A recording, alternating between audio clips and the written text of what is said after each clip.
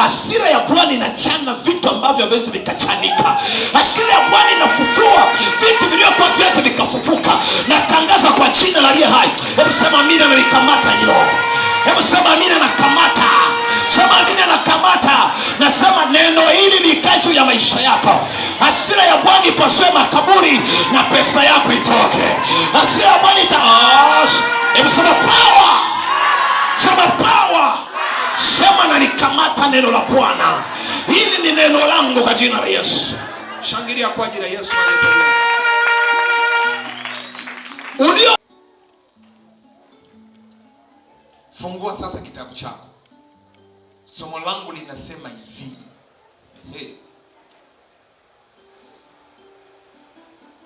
Hebu sema amen. Kabla hujasikia sema tu amen. Jua tofauti ya kisasi cha Bwana na kisasi cha wanadamu. Jua utofauti wa kisasi cha Bwana na kisasi cha wanadamu. Mwaka huu ni mwaka wa nini? Ni mwaka wa kisasi. Ni siku ya kisasi, ni mwaka wa malipo. Mwaka huu ni mwaka wa malipo. Ila kila siku kwetu itakuwa ni siku ya kisasi cha Bwana. Yaani tunavyoongea wewe na mimi hapa sasa hivi, ulimwengu wa roho, katika ulimwengu wa roho kwa ajili ya kanisa hili kuna mapanga yameshatengenezwa, yameshatoka kwenye wanasemaje? Ngara. Ngara. Ala. Hivyo. Mapanga yameshatolewa tayari. Katika ulimwengu wa roho silaha zimeshaandaliwa. Kwa sababu ni siku ya kisasi. Kila siku tunapopumua, tunapumua kisasi. Kila siku maadui zetu wanapopumua, wanapumua kisasi cha Bwana kwa mwana Yerusalemu. Siku yote ambao utakapokuwa unapumua, uwe na uhakika kwamba unapumua kisasi cha Bwana. Na maadui zako watakapokuwa wanapumua, nao wanapumua kisasi cha Bwana. Maana yake anataka kusema nini? Kisasi cha Bwana kipo kwa ajili ya watu wote. Ndio maana natamani nikupe tofauti kati ya kisasi cha wanadamu na kisasi cha Bwana. Kwanza unahitaji kujua ya kwamba Mungu uliyomwamini, Mungu mkuu, Baba wa yote. Kwa wanayoandika wanasema jua hii sasa, Mungu mkuu, Baba wa yote, niliyomwamini kwa njia ya Kristo Yesu, ni Bwana Mungu wa kisasi.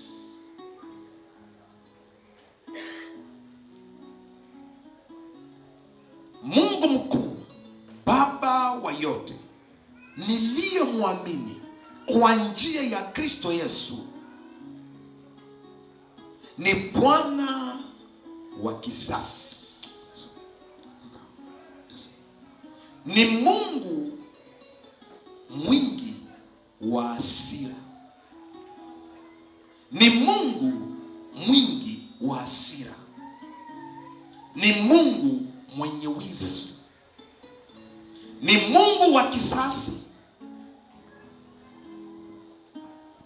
Ni Mungu wa kisasi.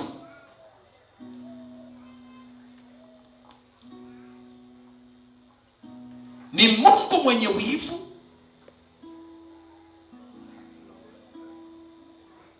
Ni Mungu wa hasira.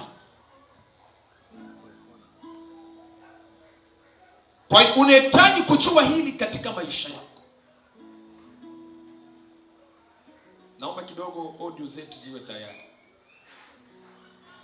Fundi mitambo. Wanayofuatilia kwenye YouTube wamefurahia baada ya kusikiliza audio ikiwa salama, baada ya nani tofauti na inayokuja moja kwa moja. Tumepata pongezio, tunahitaji kuwapa pia kamati au ni kamati ya mitambo au hebu tuwapigie makofi jamani, sisi tunahitaji. watumishi wa online ya Mungu mkuu, Baba wa yote, niliyomwamini kwa njia ya Kristo Yesu, ni Bwana wa kisasi, ni Mungu wa hasira, ni Mungu mwenye wivu. Kuna mambo matatu ambayo Mungu anayo katika maisha yake. Kwa muda mrefu yawezekana ulifundishwa Mungu ni mwingi wa rehema, sio mwepesi wa hasira. Leo nataka ukueleza pia ya kwamba Mungu ni Mungu mwenye hasira kali, na nitakueleza kwa nini Mungu hataki kuchukua hasira yake kwa haraka. Ana hasira ila hataki kuonyesha hasira yake kwa haraka. Na kama kuna mtu mwenye wivu, Mungu ndiye wa kwanza mwenye wivu, ambao hakuna kiumbe chochote alichokiumba kinachoweza kuwa na wivu kama yeye. Kwanza nimekuja kukueleza wewe una Mungu akikuangalia ana wivu na wewe kuliko hata mama yako aliyokuzaa, kuliko hata baba yako aliyokuzaa. Mungu ana wivu na wewe, na Mungu pia ana hasira, na Mungu analipisha kisasi. Maana yake kisasi cha mwanadamu na kisasi cha Mungu kina utofauti mkubwa sana zaidi. Natamani kisasi cha Mungu kuliko kisasi cha wanadamu. Natamani kisasi cha Mungu kuliko kisasi cha wanadamu. Tamani kisasi cha Mungu kuliko kisasi chako wewe mwenyewe. Kitabu cha nabii Naum. Kitabu cha nabii Naum. Nabii Naum. Hebu sema vizuri, Naum. Naum. Kitabu cha nabii Naum kinatupa vitu hapa vitakavyotusaidia. Naum sura ya kwanza, mstari wake wa kwanza hadi wa pili. Bwana ni Mungu mwenye wivu. Bwana ni Mungu mwenye nini? Bwana ni Mungu mwenye nini? Jamani, natamani turudi pamoja. Bwana ni Mungu mwenye. Bwana ni Mungu mwenye. Hebu sema, Bwana ana wivu kwa ajili ya maisha yangu. Sikiliza, utaenda kuona mambo yanaenda kutokea. Bwana ni Mungu mwenye wivu, naye ujilipiza kisasi. Bwana ujilipiza kisasi, naye ni mwingi wa hasira. Naye ni mwingi wa hasira. Bwana ujilipizia kisasi juu ya adui zake, uwawekea adui zake akiba ya hasira. Kuna mtu mmoja amenyelewa? Katika ule mstari wa kwanza anasema ufunuo juu ya Ninawi, kitabu cha maono aliyoyaona Naum mwenye Kuoshi. Ufunuo, maono. Nabii Naum anaona kitu cha ajabu. Nabii huyu Mungu anafungua macho yake, anaona na anasikia sifa ya Mungu. Mungu anamwambia andika kitabu hicho na waambie watu ya kwamba Bwana ni Mungu mwenye wivu, naye ujilipiza kisasi. Bwana ujilipiza kisasi, naye ni mwingi wa hasira. Bwana ujilipiza kisasi juu ya adui zake, uwawekea adui zake akiba ya hasira. Ndani ya mstari huu Mwalimu Magota mara tatu, katika mstari wa pili Mungu anataja kisasi mara tatu. Ndani ya mstari mmoja Mungu anataja kisasi mara tatu, na anataja hasira mara mbili. Kuna mtu bado amenyelewa?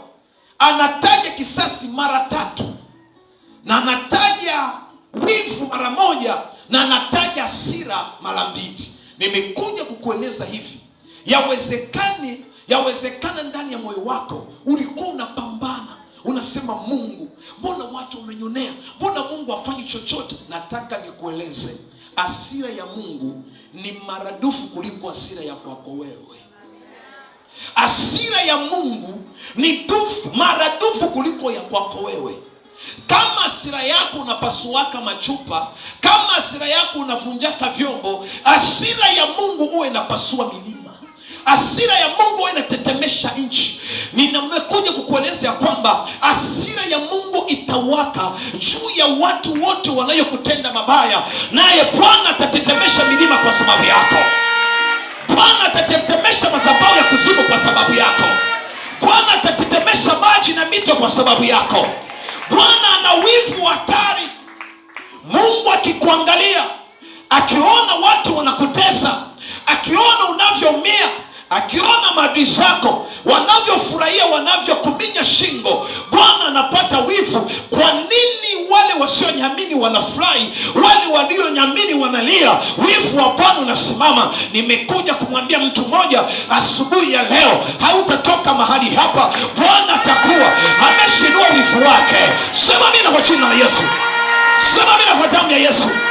Wivu wake ni hatari. Ni Mungu wa hasira. Anasema yeye ni mwingi wa hasira. Kama unajua ya kwamba yeye sio mwepesi wa hasira, anakueleza kwanza ni mwepesi, sio mwepesi. Hachukui hasira yake kwa haraka kwa sababu anajua Bwana akikasirika mito ya maji itawafurika watu. Mungu akikasirika mvua ya mawe ya moto itanyesha kutoka mbinguni kama wakati wa Sodoma na Gomora. Mungu akikasirika atameza Farao na jeshi lake. Bwana akikasirika mauaji yatatokea hatari. Uliomwamini wewe ana hasira kuliko Lucifer kuzimu. Sema amen. Sema amina kwa jina la Yesu. Uliomwamini wewe ana hasira kuliko majini mahaba, kuliko majini makata, kuliko majini sijui subiani. Bwana uliomwamini ana hasira kuliko Lucifer. Lucifer ana hasira kama ya Bwana. Yeye Bwana akishapata hasira, na kuambia Lucifer anakimbia kiti chake. Bwana hasira yake inafanya Lucifer kuinuka kwenye kiti chake, kwa sababu hasira ya Bwana ni hatari. Anasema yeye ni mwingi wa hasira. Ndio maana kisasi cha Bwana ni hatari. Unajua kwa nini Mungu huwa hawapigi maadui yetu kwa haraka? Huwa anawapa muda wa kujirudi, ili akija kuwapiga wasije wakalalamika. Lakini leo mwaka huu ni hasira ya Bwana itawaka juu ya maisha ya maadui zako. Sema amina katika jina la Yesu. Hebu sema ninapokea neno hili leo. Sema nalipokea neno hili leo. Sema ninalikamata katika ulimwengu wa roho. Bwana ni mwingi wa hasira. Kama kuna watu wanakusema na wewe unakasirikaka sana mpaka unapasuka, nimekuja kukueleza hasira yako ni ndogo sana. Mungu ni hatari. Mungu ni hatari katika hasira. Kama wale mashetani yanajidai, wanasema ana mashetani makali sana. Nataka kueleza kwamba hakuna hasira kuliko ya Mungu. Ndio maana Mungu uliyomwamini ni Mungu mwenye hasira. Ni Mungu pia huwa anakasirika. Kama vile unavyokasirikaka, naye Bwana huwa anakasirika. Ila yeye hasira yake huwa inakuja taratibu. Kwa sababu akiamua kukasirika sasa. Ndio maana wakati Yesu yuko msalabani, Biblia inasema Kristo alipomwangalia aliona Mungu Baba amekasirika. Ndio maana akasema, Baba wasamehe, hawajui walitenda. Kwa sababu hasira ilikuwa imeshasimama. Mungu alitaka kuharibu dunia kwa sababu ya mtoto wake kipenzi. Yesu akasema, hapana Baba, na kuomba poza hasira yako, poza hasira yako kwa ajili ya hawa, hawajui walitendalo. Kama wakati ule Yesu akuomba msamaha, dunia haipo leo. Manake leo Mungu angeomba watu wengine. Kwa maana Yesu alipoangalia akasema, ulinileta hapa duniani ili nife kwa ajili yao. Ndio maana hawajui wanachokifanya. Baba wasamehe. Baada ya kuomba ule msamaha, ndipo mbingu ikatulia. Lakini hasira ya Bwana sasa ikadhihirisha.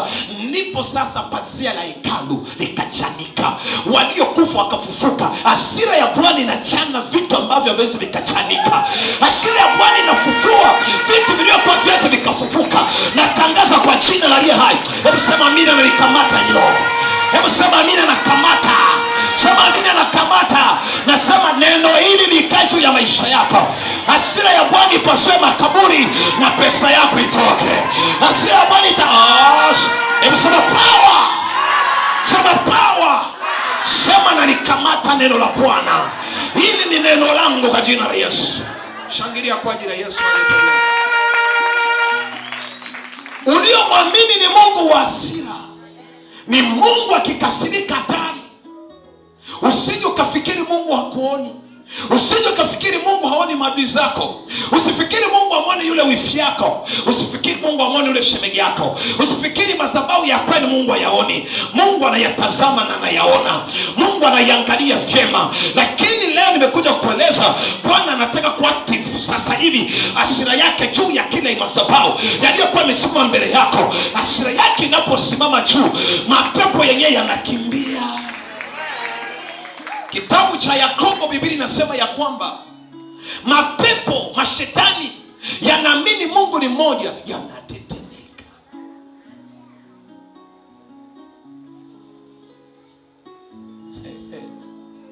Unaona tunavyoongea hivi, kuzimu kuna kukasirika. Hebu sema Mungu wangu ni Mungu wa hasira. Hebu sema tena, Mungu wangu ni Mungu wa hasira. Hata niacha nihangaike katika haya kwa muda mrefu. Sema nakataa. Sema nakataa. Anasema mara 3. Bwana ni Mungu mwenye wivu, naye hujilipiza kisasi. Bwana hujilipiza kisasi, naye ni mwingi wa hasira. Bwana hujilipiza kisasi juu ya maadui zake, uwawekea akiba waovu. Adui zake akiba ya hasira.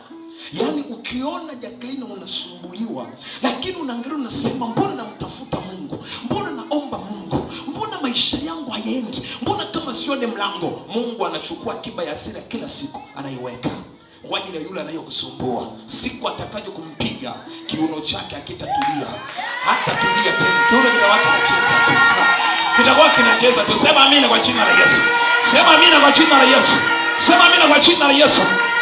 Ila hasira ya Bwana itakapotokea, maadui zako watabaki wanatetemeka. Wengine watakuwa vipofu, wengine watapata stroke, wengine hawataongea tena, kwa sababu Bwana akitenda ni hatari.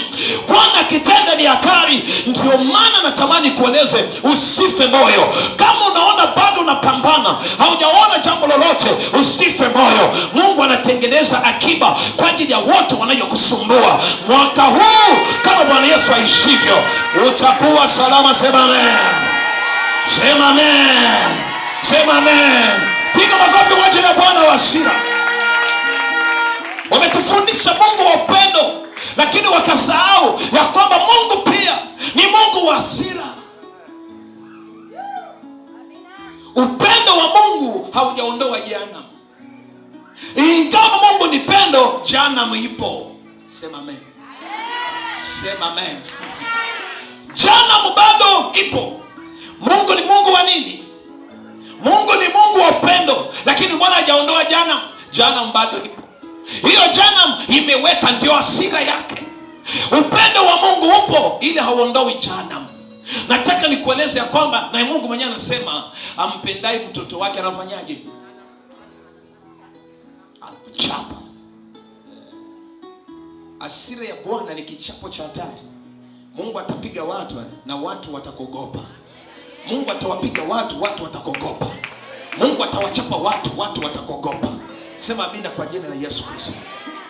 Ndio maana unasikiliza Biblia inasema, Warumi 12 mstari wa 19, Biblia inasema kabisa ili uelewe ya kwamba maisha yako au Mungu tulionaye sio Mungu wa masiara. Hatuna Mungu wa masiara tu.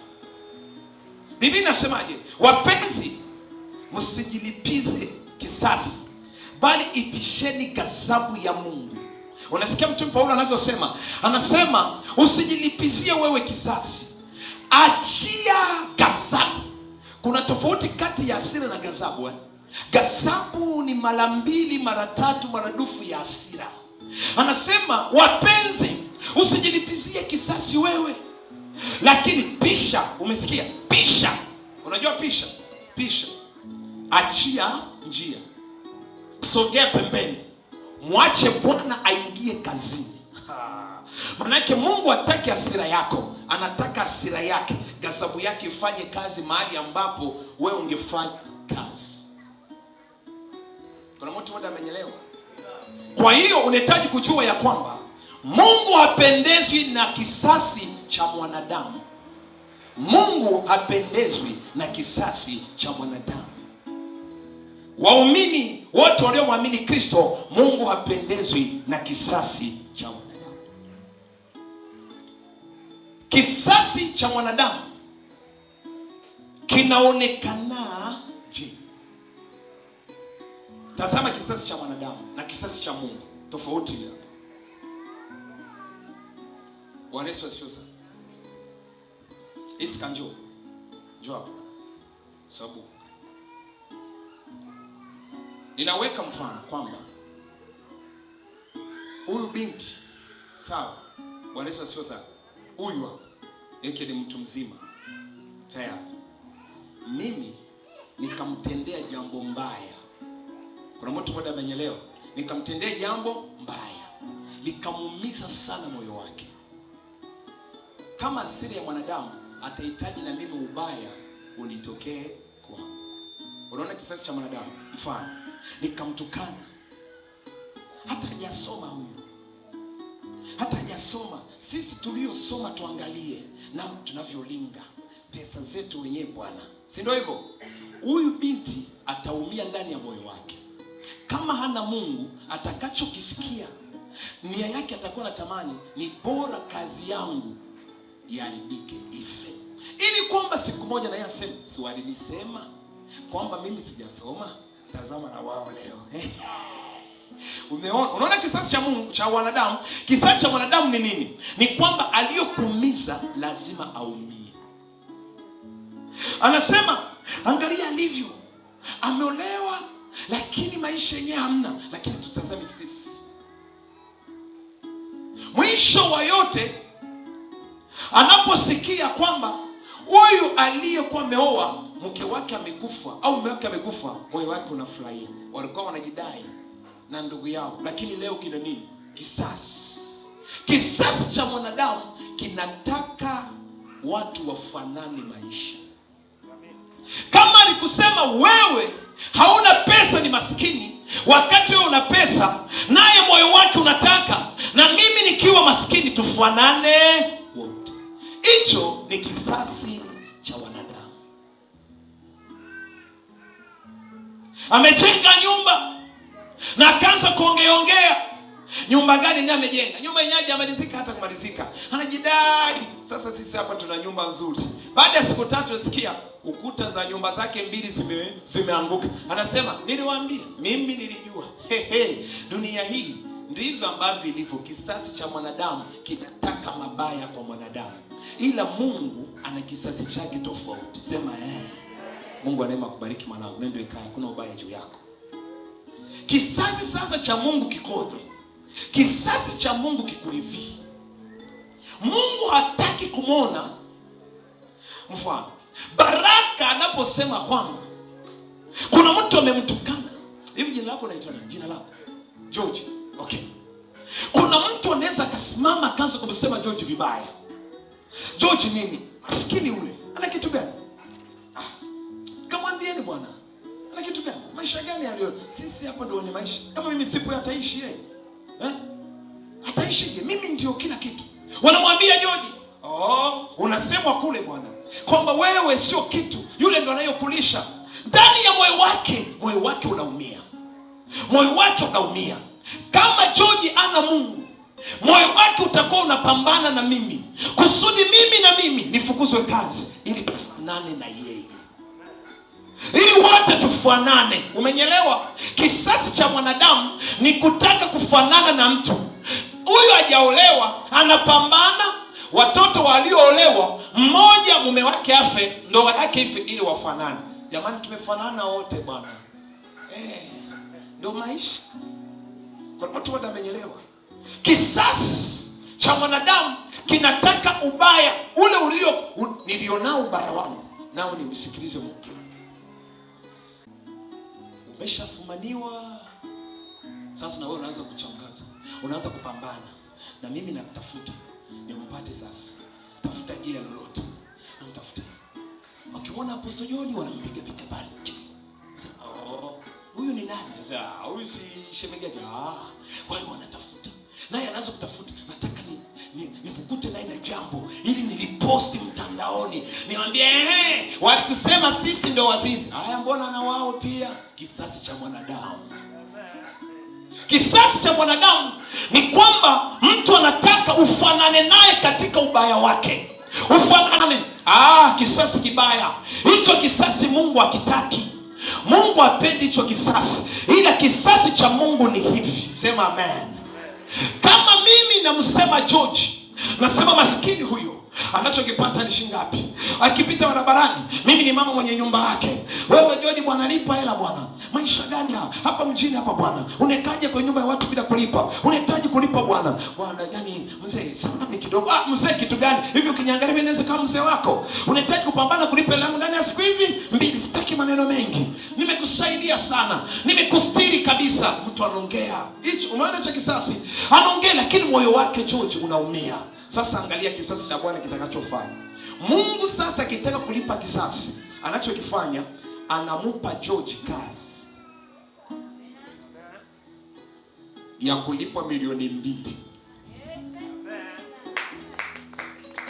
Mimi niliyokuwa namsema sasa, namwona George akiajiriwa, akifanya biashara, akaanza kukua kiuchumi. Milioni 2-3 kwake inakuwa kitu cha kawaida. Namwona George aliyokuwa nipia chumba kimoja, anaenda kukodi chumba seble na chumba na jiko, nyumba yote nzima analika 300,000. Kichwa kinaanza kunizunguka. Baada yote namwona George anapita na gari, kichwa kinaanza kuzunguka. Baada naona watoto wake, kichwa kinaanza kuzunguka. Unaona kisasi cha Bwana. Mungu anakuinua mbele ya waliokudhalilisha.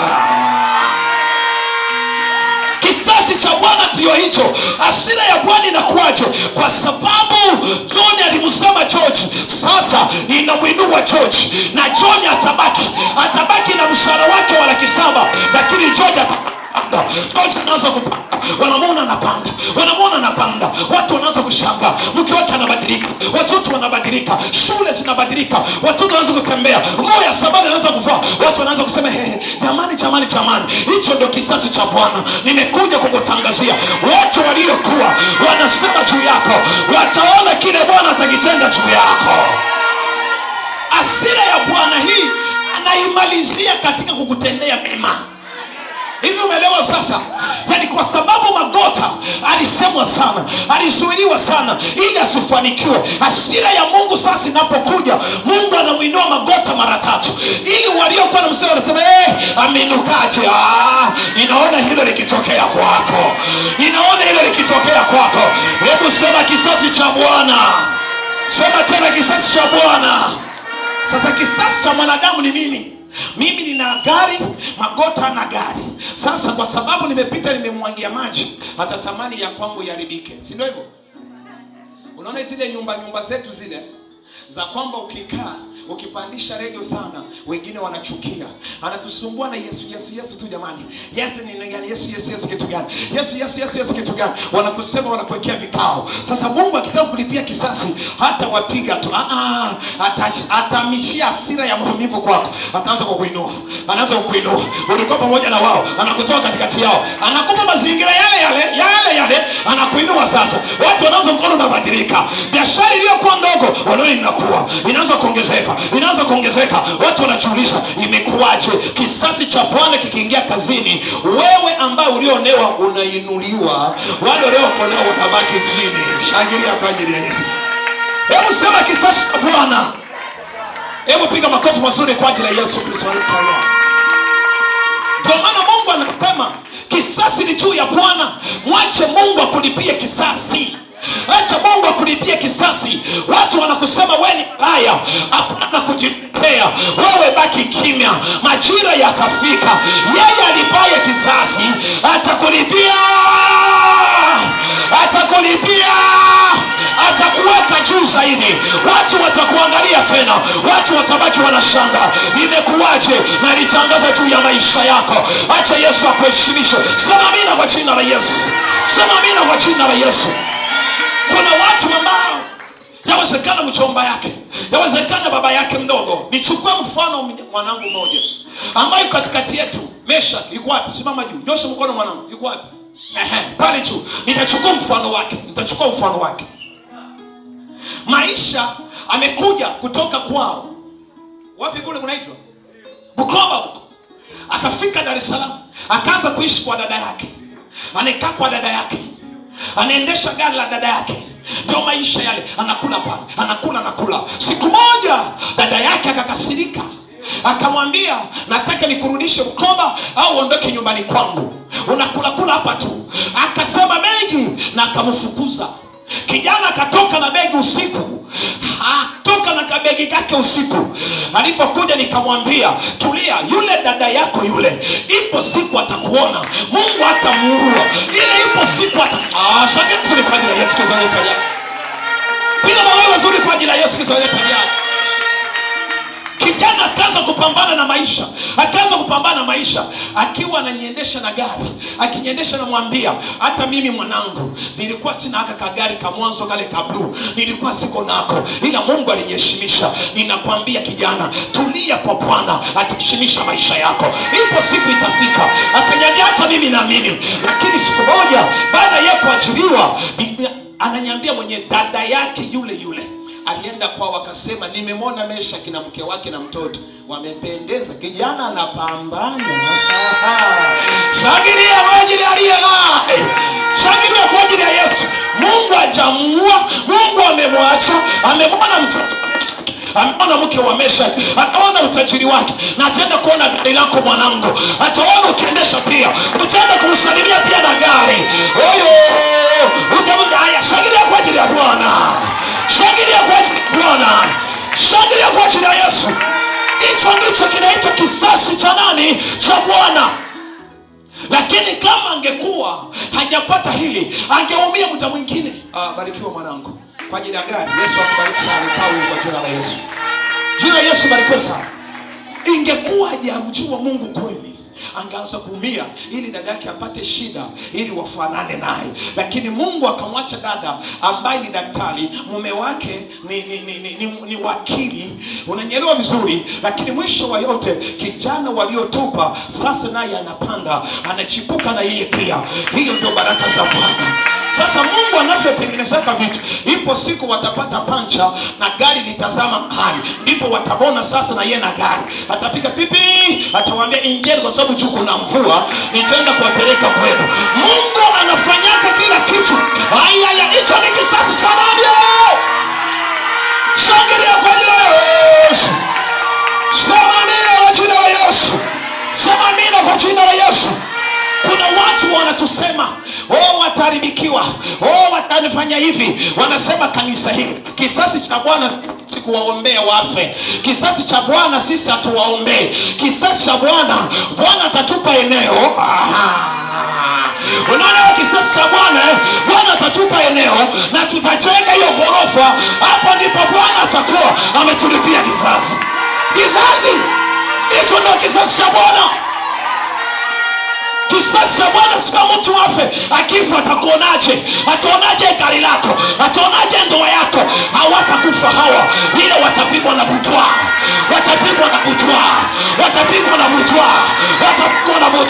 Sema power. Sema nalikamata lile neno, naliishi kwa jina la nani? Shangilia kwa ajili ya muujiza. Umeelewa kisasi cha Bwana? Unaelewa kisasi cha Bwana? Unaelewa vizuri kisasi cha Bwana? Kisasi cha Bwana ndio hivyo. Ndio maana Biblia inasema, msijilipizie kisasi, pisheni ghadhabu la Bwana. Ghadhabu ya Mungu sio tu kuua. Atakapokasirika, kusimu kutachia pesa. Sema amen.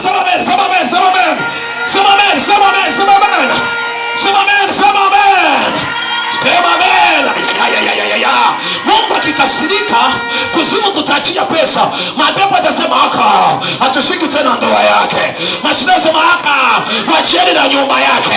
Naona kisasi kinaingia kwako. Kitaingia. Kisasi Bwana kinakuja. Ndio maana hauhitaji kuwaweka watu wote wanayokutenda vibaya moyoni mwako, kwa sababu utamzuia Mungu kutenda kazi. Shangilia uzuri kwa ajili ya Yesu. Unapohitaji kupisha gazabu, hapana kuwaweka wale watu moyoni, ili Mungu akija asimkute tayari umeshamfunga. Atamfungaje? Tayari umeshamfunga, atafungaje? Sasa Mungu anataka akija, anaona moyo wako uko wazi, anamwangalia, anamwona yeye, anamkamata. Unachia hauachii? Anasema ninachia mipaka ya kizazi chake cha 8. Nani aliyokusalau? Nani aliyokufukuza kama mbwa? Nani aliyokufanyia mabaya? Nani anayokusalau? Uko kwenye ndoa, lakini kuna watu unapambana kusaidia familia, lakini kuna mawifu fulani hivi tu wanaonoka, wana jeuri nyingi. Anafanya nini? Nitakanya anafanya moyo wako umeumia. Acha nikueleze hivi, kisasi cha Bwana kinaingia.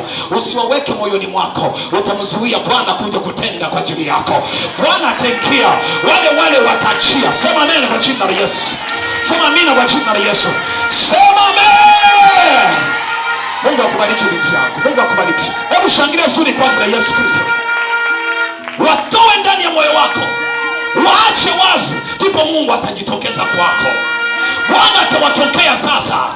Bwana ndio sababu hasira yake utatemesha milima. Kama utakuwa naye moyoni, utatetemeshwa wewe, kwa sababu wewe ndio utakuwa umemkamata. Sasa wewe mwachie, ili Bwana akimtetemesha yeye anatetemeka, mpaka madhabahu yanayompa nguvu yanatetemeka. Piga makofi kwa ajili ya Yesu. Nikueleze kitu, ukifukuzwa mahali na wakakwambia hutaweza, uwe na uhakika ni chanzo cha wewe kuweza. Ukiona mtu amekufukuza akasema hauwezi bila mimi, jua ya kwamba Mungu ameshachukua nafasi yake, anataka uweze na yeye. Ni mjomba yule yule, ni shangazi yule yule, ni babu yule yule, atakuona wewe ukipendezwa na nani? Na Bwana wa majeshi. Sema amen. Hasira ya Bwana inaangukia maadui zangu. Shangilia tu kwa ajili ya Yesu. Ndio maana pasesi Biblia inasema msijilipizie kisasi, kwa sababu kisasi chako utahitaji mtu afanane na maisha yako. Naye kisasi cha Mungu ni Mungu kukuinua, ili wale waliokuwa wanajiona bora kuliko wewe uwapite wewe. Kisasi cha Mungu hajaua ndugu zake na Yusufu. Alichokifanya, walimchukia na kila kitu. Mungu kisasi chake alimuinua Yusufu. Sasa akisha wapiga hivyo sasa, sema akisha watandika hivyo sasa, ndio wao wanaanza kuanguka na stroke. Kwa sababu umesema ni sasa kafanyaje? Kaolewa. Umesema umesemaje?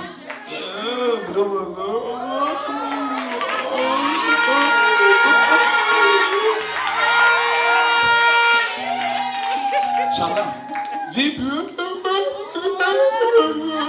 Shangazi, nini tena? Jamani chungani shangazi. Msinipeleke hospitali. Kwa nini? Taarifa ndio itawafanya. Manake Mungu ili awapige anakuandalia kwanza taarifa nzuri. Hiyo taarifa nzuri inawapa wengine stroke. Hebu piga makofi kwa ajili ya Yesu Kristo. Sasa kisasi cha mwanadamu utahitaji apate stroke ili useme alikuwa ananicheza. Anapata stroke hauna kitu. Anahitaji apate stroke wewe una hela bwana. Apate stroke wewe una magari bwana. Apate stroke kwenye ndoa yako bwana. Sema amen. Sema amen. Sema amen. Sema kisasi cha Bwana. Hivi umenyelewa vizuri kisasi cha Bwana? Umekielewa kisasi cha Bwana vizuri? Kwa sababu kuna watu wanasema usiombee adui yako afe. Sisi hatuombee wafe. Ile taarifa watakayoipata itawafanya wenyewe wafe. Hebu mpigie Yesu makofi mazuri. Piga makofi mazuri. Piga makofi mazuri kwa ajili ya Bwana. Shangilia vizuri kwa ajili ya Yesu Kristo aliye tayari. Unavyopiga makofi vizuri, acha Mungu wa neema aingilie kati maisha yako. Acha Mungu wa neema aingilie kati maisha yako. Hebu inua mkono wako nisema ninakamata neno hili. Ninalivaa kama vazi. Kisasi cha Bwana kitue juu ya maadui zangu. Kwa jina la nani? Shangilia kwa jina la Yesu. Kama unafanya biashara, kisasi cha Bwana kikitua, wateja watamiminika kwako sana. Umeelewa kisasi cha Bwana kaji inavyokuwa? Yaani si wamepambana na wewe. Sasa kisasi cha Bwana kinapokuja, wateja wanatirika sasa kwako. Wanaanza kuja sasa. Wanakuja wengi. Ndio wanazidi kukasirika. Kadri wanazidi kukasirika, wanaandaa magonjwa ya moyo. Umeelewa sasa kisasi cha Bwana? Sema nini? Wewe Jessica wewe. Una wateja wanazidi. Anakuja na biashara. Dakika 30 anaondoka. Jamani, hiyo jamani anaanza kuwa na stress nyingi. Alichukua sakosi ya watu, kausha damu ya watu, na mpaka pale mpaa inaoa. Vyote vile alichukua madeni. Akiangalia Jessica ameshatoka mapema. Hana deni la sakosi, hana deni la lolote. Yeye vya kwake vikachelewa. Moyo unaanza kupanuka na mawazo. Mungu hamui mtu. Mungu anafanya kwamba taarifa itakayokuja kwako itawamaliza watu wengi. Shangilia uzuri kwa jina la Yesu. Na kutabiria taarifa njema juu ya maisha yako. Natabiria taarifa njema juu ya maisha. Sema na kamata neno hili na lifaa kwa jina la Yesu. Mungu wa neema bariki maisha yako. Bwana wa miujiza bariki maisha yako. Mkristo yoyote hahitaji kulipisha kisasi. Hiyo ni pointi yangu ya pili. Kwa nini? Kwa sababu ukilipisha kisasi utamzuia Mungu kukulipia kisasi mbele ya maadui zako. Kumbukumbu la Torati 32 mstari wa 43. Biblia yangu inasemaje? Biblia yangu inasema, furahieni mataifa pamoja na watu wakae, kwa maana atatoa kisasi kwa damu. Kwa maana atatoa kisasi kwa damu ya watumishi wake, atawatoza kisasi adui zake. Anasema kwa sababu ya damu ya watumishi wangu, Mungu anasema nitatoa kisasi. Kwa sababu watu wanakolea, Bwana atatoa kisasi kwa ajili ya watumishi wangu. Kwa hiyo yoyote aliyokoka ajue ya kwamba yeye ni mtumishi wa Mungu. Nyosha mkono juu, sema mimi ni mtumishi wa Bwana. Sema kabisa, mimi ni mtumishi wa Mungu. Sema mimi ni kuhani wa Bwana. Sema amen. Sema mimi ni kuhani wa Bwana. Mimi ni mtumishi wa Kristo katika dunia hii kwa jina la Yesu.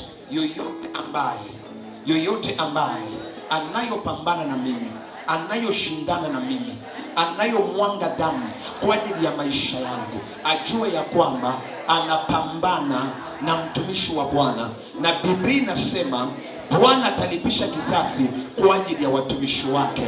Kwa ajili ya watumishi wake wote wanayotesa watumishi watapata kisasi cha Bwana. Hasira ya Bwana itawaangukia wao. Sema amina katika jina la Yesu.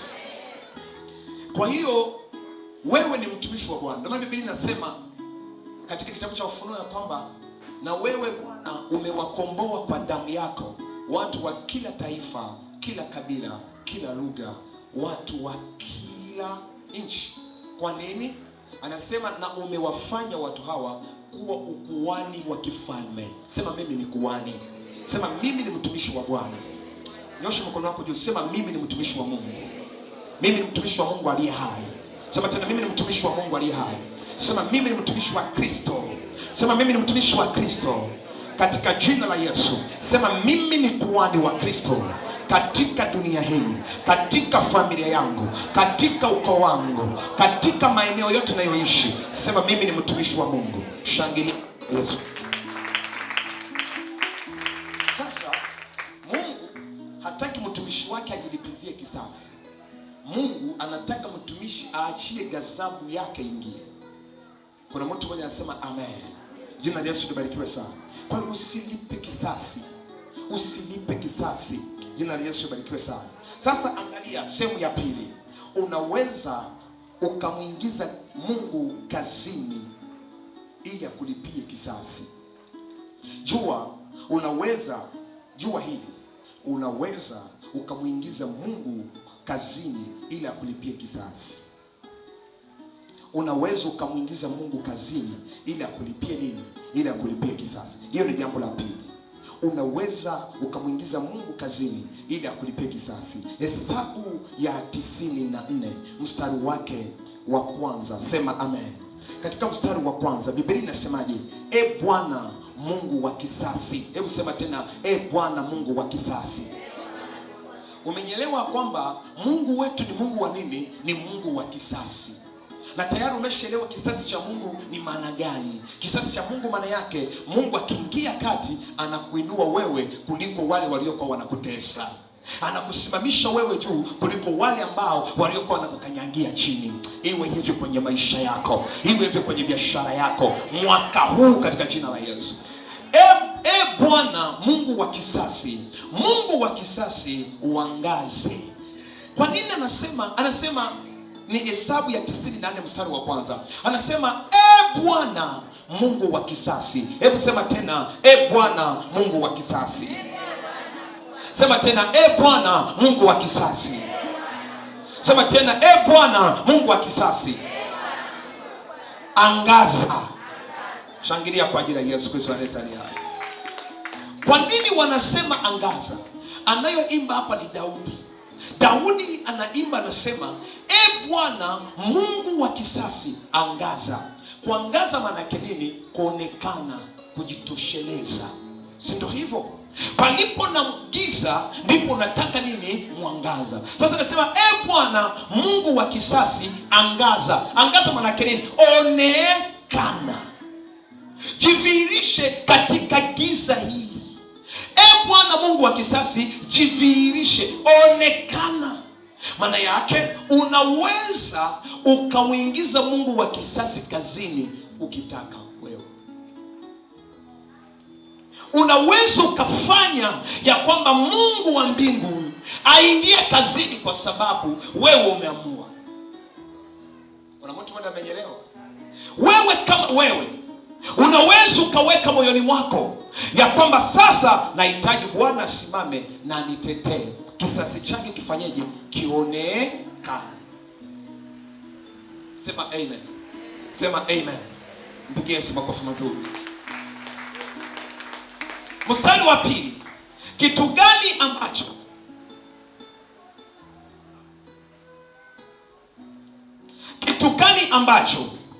ni kitu gani ambacho kinachoweza kusababisha Mungu neema uminue ili akulipie kisasi?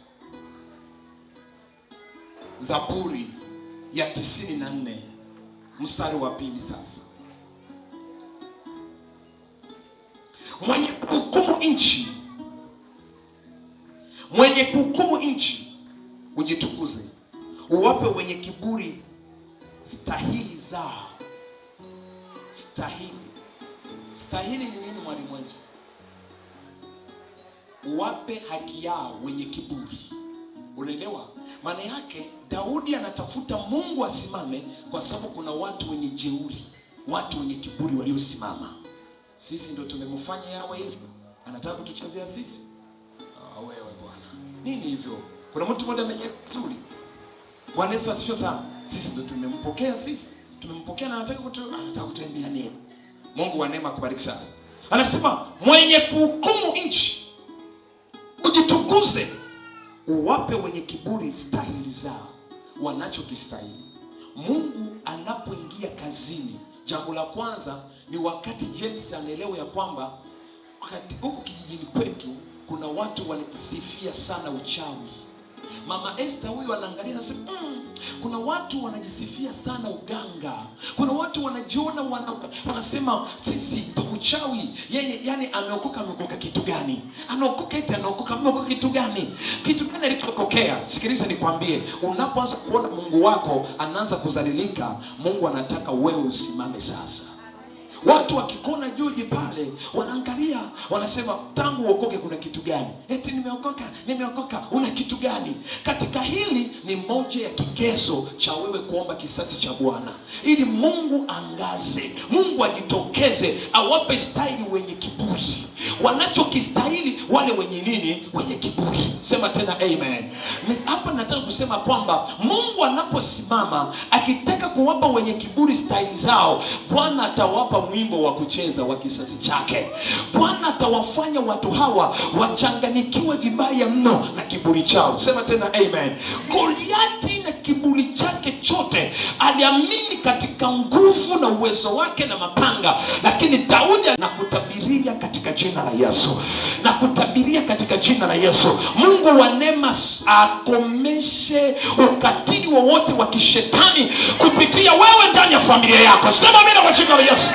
Sema amina kwa jina la Yesu. Jambo la tatu, Bwana, hata lini wasio haki, hata lini wasio haki watashangilia? Unaona jambo la tatu kinachoweza kukufanya wewe kuingia kazini. Mbona watu wenye uganga, mbona watu wanaoenda kwa waganga wanastawi?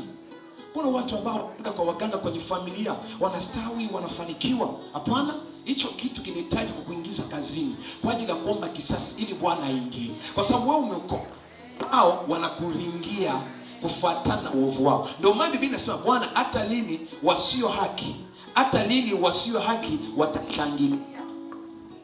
Mpaka lini wataanza kushangilia? Mpaka lini wale ambao sio wenye haki watakuwa wanashangilia? Kwa nini wale Mungu, kwa nini wale ambao hawakujui watakuwa wanashangilia? Sasa nakuuliza swali, unawajua watu kama hao? Unawajua watu kama hao katika maisha yako? Kama unawajua, ni mmoja kumwambia Bwana, Bwana wa kisasi, angaza, onekana katika jambo hili. Kwa maana nasema, Bwana, hata lini wasio haki, hata lini wasio haki watashangilia? Hata lini watashangilia? Mpaka lini wachawi hao watashangilia? Mpaka lini hao waganga watashangilia kwamba wameniweza? Mpaka lini huyu ataendelea kuwatesa watoto wangu? Mungu wa neema, mpaka lini utaruhusu haya madhabahu ya upande wa mume wangu, ya upande wa mke wangu, ya upande wa baba na wa mama? Mpaka lini utayaruhusu haya madhabahu yaendelee kuyameza watu, yaendelee kumeza watu, yaendelee kuua watu, yaendelee kuharibu maisha ya watu? Ili ni moja ya jambo linaweza likainua kiu ya kuinua Bwana wa kisasi kuingia kazini, ili akulipe wewe zaidi ya wao. Shangilia kwa ajili ya Yesu Kristo. Jambo la tatu, ni la tatu linayoweza, Zaburi 94 mstari ule wa 4. Je, wote watendao uovu watatoa maneno na kusema majivuno na kufanya kiburi? Unaona, wana kiburi, wamejaa uovu, wana kiburi, wanadharau. Umeolewa wewe na kaka, lakini ukienda kwenye familia unakuwa kama mtumwa fulani, kwa sababu huna pesa, kwa sababu huna chochote, kwa sababu wewe ni maskini. Wanakuona ni kitu kama cha kucheza cheza nacho tu. Wewe ndio wakutume nenda kanyolee chungu, nenda kalete chumvi, nenda kalete. Mwambie Bwana, ili nikome sasa Bwana, hao watu wasiotahiriwa, hao watu wasiokoka, hao ninakataa wako nilazimisha kunituma hivyo. Baba, ingilia kati. Wewe sio mtumwa wa familia. Wewe sio kukiwa na sherehe wewe ndio unaitwa. Yawezekana ni kwenye ukoo wenu, kukiwa na sherehe wewe ndio wakuitwa. Wewe ndio wakaenda kufuta vyumba huko, kusafisha kwenye madirisha, kuweka usafi. Wewe ndio kazi yako hiyo. Wengine wametulia, meka miguu hapa hivyo wametulia. Nimekuja kukuambia unahitaji kuamka sasa hivi. Mwambie Bwana, ingilia kati. Ingilia kati. Inuka Bwana wa kisasi. Hebu sema tena, Bwana wa kisasi inuka. Haujasema vizuri, sema tena, Bwana wa kisasi amka. Jitokeleze Bwana, jidhihirishe kwenye maisha yao.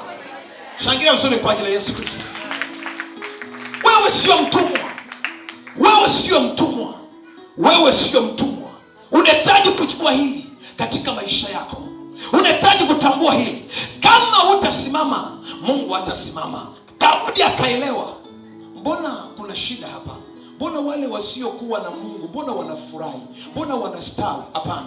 Mungu anahitaji kufanya kitu sasa. Mungu anahitaji kutenda kitu sasa. Daudi akaanza kuandika Zaburi ya 94. Akamwambia Bwana, hapana. Wenye kiburi sasa wasifurahi tena. Wenye kiburi wasifurahie tena. Ninaomba ujitokeze. Sema amen kwa jina la Yesu. waganga na wachawi wasijifurahishe tena kwa ajili ya maisha yako. Sema amen katika jina la Yesu. Sema mimi sio mtumwa wao. Mstari wa 5, kiburi chao hicho hapo. Bwana, wanawaseti watu wako, wanawatesa urisi wako. Na wanawatesa watu gani? Wale ambao ni urisi wa Bwana. Wanawatesa wale waliokoka. Wewe umeokoka, hapana kukubali. Usikubali. Mizimu iliyokamata wengine usikubali kukamata wewe. Mapepo iliyowakamata wengine usikubali kukamata wewe. Mwambie Bwana, angaza madhabahu, angaza Bwana. Baba, mpaka lini watu wanayoabudu mizimu wataendelea kusherekea? Mungu awape kipigo kitakachofanya siku watakusanyika kwenye tawile zao, wote wawe na majonzi, kuliko kucheka waanze kulia. Sema amina kwa jina la Yesu. Daudi anasema mpaka lini madhabahu ya kichawi ya baba yako itaendelea kukamata maisha yako? Mungu anaomba jambo la kisasi. Hataki babako tu afe, hapana, hajasema hivyo. Mungu akuinue bado babako yupo, akuone unafanikiwa, ila jua kwamba Mungu anafanikishaka watu bila kugusa kitu chochote cha kichawi. Amen. Mpigie Yesu makofi. Wanakudharau kwamba umeokoka una kitu chochote, wao ndio wanakusaidia. Unawasema ni wachawi, ni waganga, hautaki, lakini wao ndio wanakusaidia. Ni dharau. Hebu sema dharau. Sema tena dharau. Sema kabisa dharau. Sema nakataa. Sema dharau. Hii dharau kama hivi unaikataa, unaingia kwenye maombi, sio kwanza kulia. Mwambie Baba inuka. Angaza Bwana, angaza. Mungu wa kisasi angaza Bwana. Mungu wa kisasi angaza. Jitosheleze Bwana, onekana mwenyewe katika mambo haya. Jina la Yesu barikiwe sana. Mstari wa 6, wanaoa wajane na wageni, wanawafisha yatima. Mstari wa 7, nao husema Bwana haoni, Mungu wa Yakobo hafikiri. Mungu wa Yakobo hafikiri. Kama mnasema ufikiri, maana yake uko ufikiri, maana yake nini? Sikuwaza kufikiria, maana yake Mungu wa Yakobo ana nini? Jumla yoyote kwamba hana akili. Ndio maana yao. Unaona hicho kiburi? Hivi umenyelea hicho kiburi kabisa. Yaani ni kiburi kikali sana. Eti Mungu wa Yakobo afikiri. Maana yake wamewaua watu wako mpaka kimya. Wakikupiga kushoto na kulia, Mungu ajua. Unafukuzwa kazini, Mungu ajua. Wanataka kukunyang'anya kitu chako, Mungu ajua. Maadui wanasema kumbe huyu Mungu wake huafikiri. Hebu sikilize jeuri. Eti Mungu watu ana akili eti. Ndivyo walivyo. Sio mimi, wao ndio walivyo. Hivi unamwacha mtu amchezee Mungu wako? Katika dhehebu nyingine watu kisema hivi wanachukua mapanga wanakuchinja. Ila katika dhehebu hii na katika wokovu huu tulionao, sisi hatupige watu mapanga. Tunatengeneza panga la rohoni ambapo Mungu atakupa heshima. Sema amen katika jina la Yesu. Wanasema Mungu wa Yakobo hafikiri. Kwa nini hafikiri? Ndio maana tunawatesa watu wake. Ndio maana tunawakamata. Nahitaji wamama watakayosimama na kukataa mambo fulani katika maisha yao. Nahitaji wababa watakaosimama na kukataa mambo fulani katika maisha yao. Vijana watakaosimama wakinena kabisa.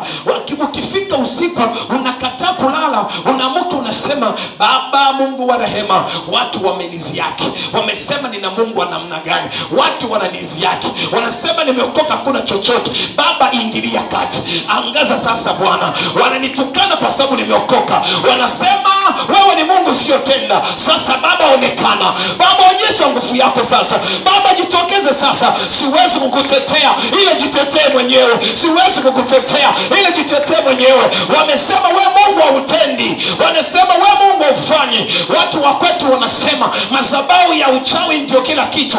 Wengine hapo UNESCO wanasema mmekataa madhabahu ya kweli, mtakuja hapa tu, mtarudi hapa tu. Mwambie Bwana jioni ya leo ya kwamba Bwana simama kati. Sitaki kurudi tena kule. Sitaki kulishwa tena ule mjomba aliyenisarau jana. Sitamani kulishwa tena ule baba mdogo aliyenisarau jana. Sasa Baba simama mwenyewe. Watu wamekutukana. Wewe una Yesu Yesu wa namna gani? Eti yes. Una kitu gani na Yesu wako? Eti yes. Marafiki zako wanasema umeokoka, umepata nini tangu achana ule mwanamume? Ni maumivu tu.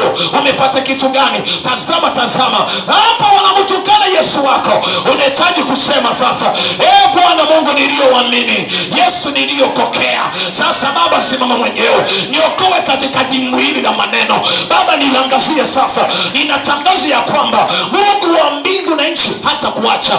Yesu tuliyomwamini hata baki kimya. Sema amina kwa jina la Yesu. Sema amina kwa jina la Yesu. Kama kuna mtu anajua watu wamemdharau, watu wanajua huyu anasarilika, unajua mwenyewe huyu anasarilika, leo nimekuja kukwambia, nyosha mkono wako juu, waambie Baba, leo nakamata ile neno la dharau, na likamata katika ulimwengu wa roho, na warudishia, ila nakamata tena neno la baraka. Sema nalivaa kama vazi. Sema nalivaa kama vazi. Watu wanacheza na Mungu wa hasira. Watu wanakutukana wewe. Watu wanasema, wanachafua wokovu wako. Watu wanakuongelea vibaya, na wewe unatulia kimya, unasema Mungu ajua. Unahitaji kusimama juu. Sema amen. Unahitaji kusimama. Watu wote kwenye familia, kuna madhabahu yanakamata watu wasiolewe, lakini Bwana wa majeshi ingilia kati sasa. Baba, wanyamazishe kimya yale madhabahu ya baba, yale madhabahu ya mama yanayologa, wanakamata maisha ya watu ili kwamba watu wasiolewe. Baba, ingilia kati. Angaza Bwana. Watu hawa wanakusalau, wanasema Mungu gani asiyojibu? Umeomba sana hujapata majibu. Mbona umetulia kimya wewe? Hapana kutulia kimya. Mwambie Bwana wa kisasi angaza. Bwana wa kisasi angaza. Sema tena, Bwana wa kisasi angaza. Bwana wa kisasi angaza. Bwana wa kisasi angaza. Shangilia kwa ajili ya Yesu. Nyosha mikono yako miwili juu. Sema Bwana wa kisasi angaza. Sema tena, Bwana wa kisasi angaza. Sema Bwana wa kisasi angaza. Sema tena, Bwana wa kisasi angaza. Sema Bwana Yesu, Bwana wa kisasi angaza. Simama kwa miguu yako. Sakataya mando tete. Ramasakataya mando satayaka. Baba jitokeze. Sema Bwana Yesu. Bwana Yesu, Mungu wa kisasi, Mungu wa kisasi, jitokeze Bwana. Nakataa dharau, nimechoka hiyo dharau. Wengi wameniziaki jina lako. Wengi wameniziaki jina lako. Sema sasa. Sema sasa. Sema sasa. Sema sasa. Sema sasa. Sema sasa. Jitokeze Bwana. Jitokeze Bwana. Jitokeze Bwana. Shakandara baba. Nyosha mikono yako juu. Kuna maneno Mungu ataanza kuyaweka kwenye kinywa chako ambaye haujayandaa, utaanza kuyaomba sasa hivi. Sio ambaye mimi nakuelekeza, lakini utaanza kuyasikia yanapanda ndani ya moyo wako. Kuna maneno yataanza kupanda ndani ya moyo wako. Yale ndio yatakusukuma wewe kuomba. Yale maneno yanapanda ndani ya moyo wako. Yale ndio Roho Mtakatifu anayaweka sasa. Sio kwamba nitakwambia omba namna hii. Ndio hiyo. Hayo maneno hayo yanakaa kwenye vinywa vyao. Yanakaa kwenye kinywa cha mtu. Yanakaa kwenye kinywa cha mtu. Yanapanda moyoni mwa mtu. Tayari. Yale maneno sasa. Kandarabo shakata ya baba. Rekeke malosata. Yes.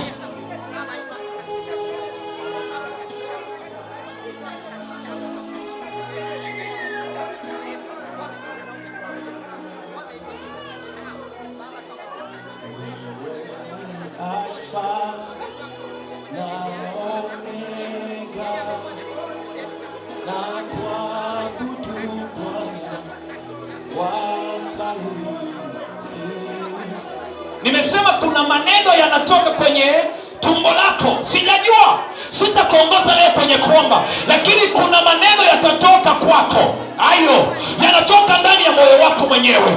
Hayo Mungu ndo ameyaweka, sio mimi.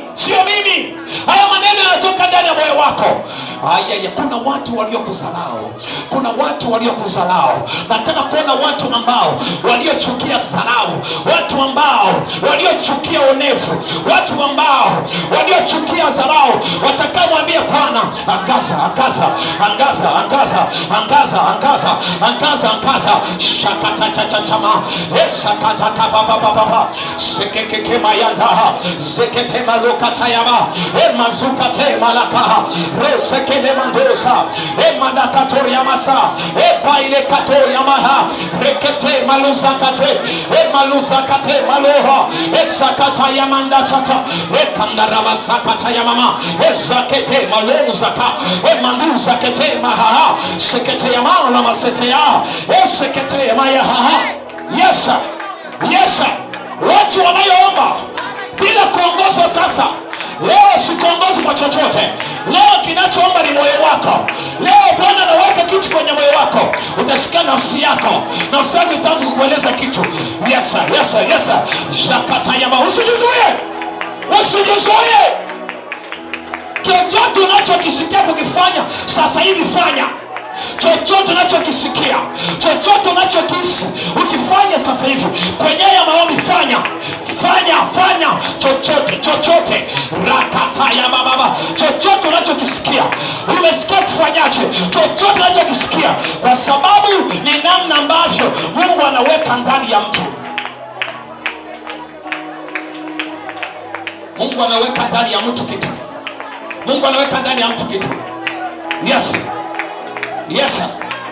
Resa ile kai so la kela maya. Yes sir. Dio.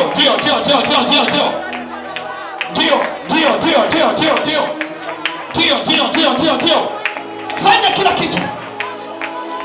Namna unavyoomba, umejisikia kufanya nini? Kunyosha mikono juu, chochote utakachokisikia.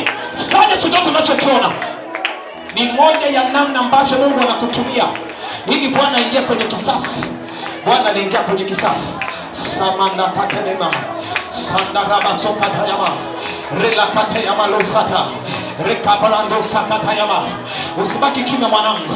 Satayamando setea, relakayama baba, rekababa baba, rekabayando sakataya, rekabayando sataya. Kisasi cha Bwana, kisasi cha Bwana. Bwana ingilia kati, Bwana ingilia kati, Bwana ingilia kati, Bwana ingilia kati. Rakando sekea, saile posataya, emaluza kateyama, seketete mayalaha, rola kato ya masayama. Yakarama baba, yeketere masaka.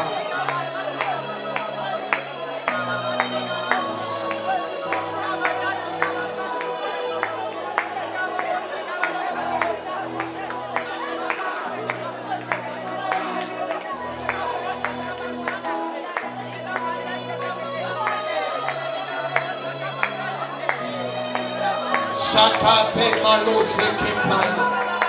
Yes, safi sana. Safi sana. Safi sana. Safi sana. Tayari inafika hiyo. Tayari imekamia. Unaisongelea sasa. Bwana ataingilia madhabahu. Bwana anaingilia vita vyako. Tayari. Ya zeke maluzata. He maluzeke paya. Sandakata ya mama. Zekele malosakata, ekaria la masotaya, irosi kalamanda, ekaluza kate malaya, isikinula sapayandeza, emaluka taya mariakata, sukade mayanda katuya waranda, sakamamama sukede ya makayaba, zele kalorosa tayaba, emalaka te maluza katayaba. Kuna moto wa Bwana unatembea sasa. Kuna moto wa Bwana unatembea sasa. Bwana anaingilia kati vita vya mtu. Bwana anaingilia kati vita vya mtu. Ninaona tumbo la mtu mmoja. Bwana analiingilia kati sasa. Kuna tumbo la mtu mmoja. Bwana analiingilia kati sasa. Kuna tumbo la mtu mmoja. Bwana analiingilia kati sasa. Kuna tumbo la mtu mmoja. Bwana analiingilia kati sasa. Tayari, tayari, tayari. Tayari, tayari, tayari. Tayari, tayari, tayari. Kuna tumbo la mtu mmoja. Bwana analiingilia kati. Ninaona mwangaza wa Bwana. Ninaona mwangaza wa Bwana. Saya baba baba baba baba. Saya baba baba baba baba. Saya tayari. Kuna chumba na watu waingie wakati. Tayari.